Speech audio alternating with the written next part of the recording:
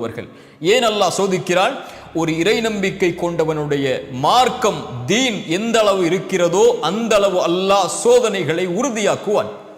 ஒரு இறை நம்பிக்கை கொண்டவனுடைய மார்க்கம் எவ்வளவு எளிதாக இருக்கிறதோ அவ்வளவு எளிதாக சோதனை வரும். என்ன அர்த்தம்?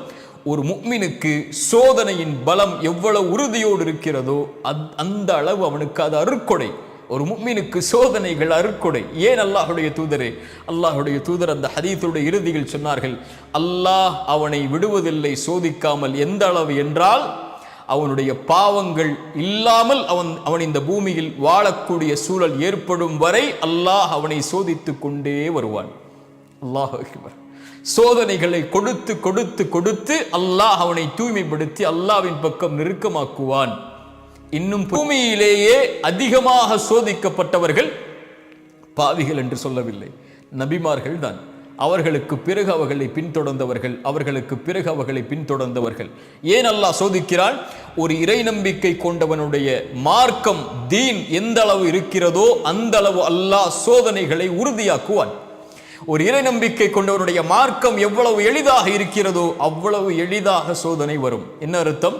ஒரு முஃமினுக்கு சோதனையின் பலம் எவ்வளவு உறுதியோடு இருக்கிறதோ அந்த அளவு அவனுக்கு அது அருட்கொடை.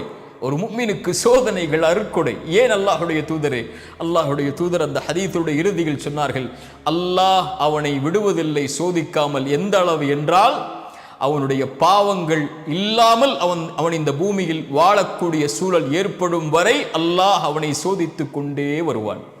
அல்லாஹ் அக்பர். சோதனைகளை கொடுத்து கொடுத்து கொடுத்து அல்லாஹ் அவனை தூய்மைப்படுத்தி அல்லாஹ்வின் பக்கம் நெருக்கமாக்குவான். இன்னும் மூன்றாவது அல்லாஹ் சோதிப்பதுடைய அடிப்படை, அல்லாஹ் அந்தஸ்துகளை உயர்த்துவதற்காக. தூதர் முன்பின் பாவங்கள் மன்னிக்கப்பட்டவர்கள். ஆனால் அல்லாஹ் அவர்களை ஆரம்பம் முதல் இறுதி வரை சோதித்தான், மரணம் வரை சோதித்தான். ஏன்? அவர்களுடைய அந்தஸ்தை அல்லாஹ் உயர்த்துவதற்காக.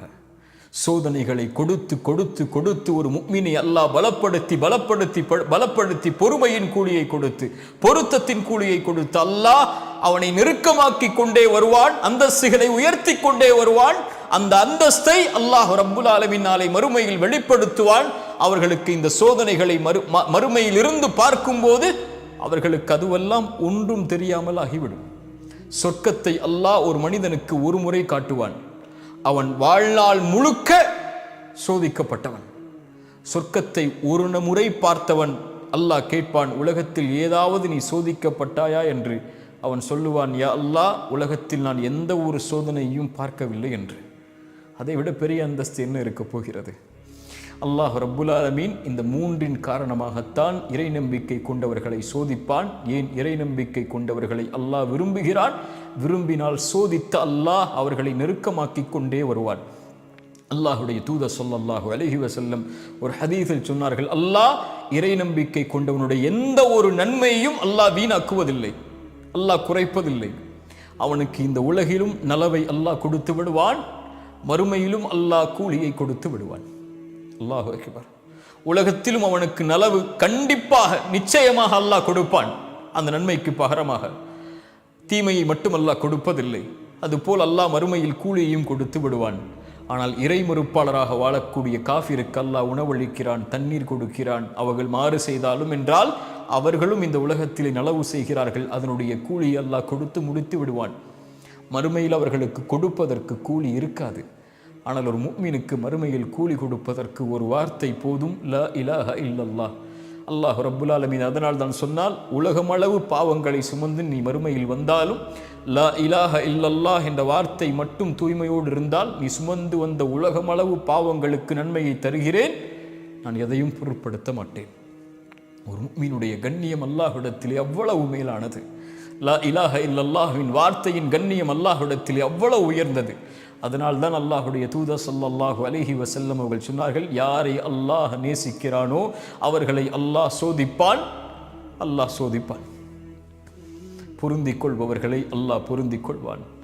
அல்லாஹ் ரப்புல் ஆலமீன் எம் சோதனைகளில் எம்மை உறுதிப்படுத்தட்டும். அல்லாஹ் எம்மை சோதிப்பதன் மூலமாக எம்மை அவனிடத்தில் நெருக்கமாக்கி அல்லாஹ் எம்மை நேசிக்கட்டும். புரிவதற்காக சொல்லுகிறேன். இறை நம்பிக்கை கொண்டவர்களுக்கு சோதனை 3 காரணங்களுக்காக கொடுக்கப்படுகிறது. ஒன்று, அவர்களை பிரித்தறிவதற்காக. அல்லாஹ் குர்ஆனிலே கேட்கிறான், ஈமான் கொண்டோம் என்று சொல்லிவிட்டாலே அல்லாஹ் உங்களை சோதிக்காமல் விட்டுவிடுவான் என்று எண்ணிக்கொண்டீர்களா? உங்களுக்கு முன்னுள்ளவர்களையும் அல்லாஹ் சோதித்திருக்கிறான், உங்களையும் சோதிப்பான். உங்களில் யார் உண்மையாளர்கள், உங்களில் யார் பொய்யர்கள் என்று அல்லாஹ் பிரித்தறிவதற்காக. நன்றியோடு இருக்கிறாயா, நன்றி மறந்து வாழ்கிறாயா? அல்லாவை பொருந்திக் கொள்கிறாயா, அல்லாவிற்கு மாறுபட்டு வெறுத்து செல்கிறாயா என்ற பிரித்தறிதலை அறிவதற்காக அல்லாஹ் அந்த சோதனையை இறை நம்பிக்கை கொண்டவர்களுக்கு கொடுத்து சோதிப்பான். இரண்டாவது, தூய்மைப்படுத்துவதற்காக.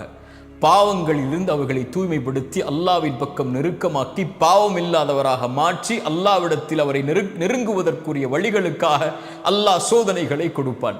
அல்லாஹுடைய தூதர் ஸல்லல்லாஹு அலைஹி வஸல்லம் சொன்னார்கள், இறை நம்பிக்கை கொண்டவனுக்கு அல்லாஹ் வாழ்வாதாரத்தை தடுக்கிறான் என்றால் அவன் செய்யக்கூடிய பாவங்களின் காரணமாகத்தான் என்று. அல்லாஹு அக்பர். அல்லாஹுடைய தூதரை அல்லாஹ் சோதித்தான். உஹதுடைய களத்தில் முகமெல்லாம் இரத்தமானது, பல் உடைக்கப்பட்டது. ஏன்? தூதர் 50 கூடிய அம்புகளை எரியக்கூடிய தோழர்களுக்கு ஒரு மலையின் மேல் ஏறுமாறு கட்டளையிட்டார்கள்.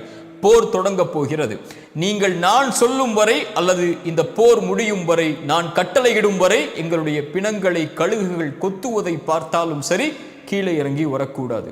ஆனால் எதிரிகள் ஓடுவதை பார்த்த அந்த தோழர்கள் போர் முடிந்து விட்டது என்று தங்களுக்குள் கலந்தாய்வு செய்து கீழே இறங்குகிறார்கள், தூதருடைய கட்டளையை மீறி. அல்லாஹ் சொல்கிறான் அந்த தோழர்களை பார்த்து குர்ஆனிலே, உங்களில் உலகத்தை விரும்பியவர்களும் இருந்தீர்கள், மறுமையை விரும்பியவர்களும் இருந்தீர்கள். அல்லாஹ்வுடைய கட்டளையை உலகத்திற்காக நீங்கள் விட்டீர்கள், அல்லாஹ் உங்களை தோற்கடித்தான். லியப்தலியக்கும், சுப்ஹானல்லாஹ், உங்களை அல்லாஹ் சோதிப்பதற்காக. ஏன் இந்த சோதனை? உங்களுடைய பாவங்களின் காரணமாக.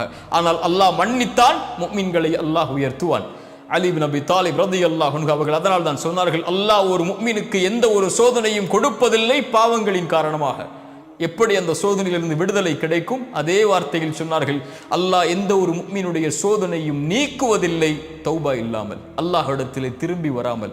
உஹதில் அல்லாஹ் சோதித்தான், அதற்கு பிறகு அல்லாஹ் ரப்புல் ஆலமீன் அவர்களுக்கு வெற்றி அளித்தான். அல்லாஹ் சோதிப்பான் பாவங்களின் காரணமாக. பாவங்கள் தான் சோதிப்பதற்கு மிகப்பெரிய அடித்தளமாக இருக்கும். அல்லாஹ் குர்ஆனிலே சொல்கிறான், வமன் நஅரத அன் ذிக்ரி ஃபஇன்ன லஹு மஈஷத்தன் தன்கா.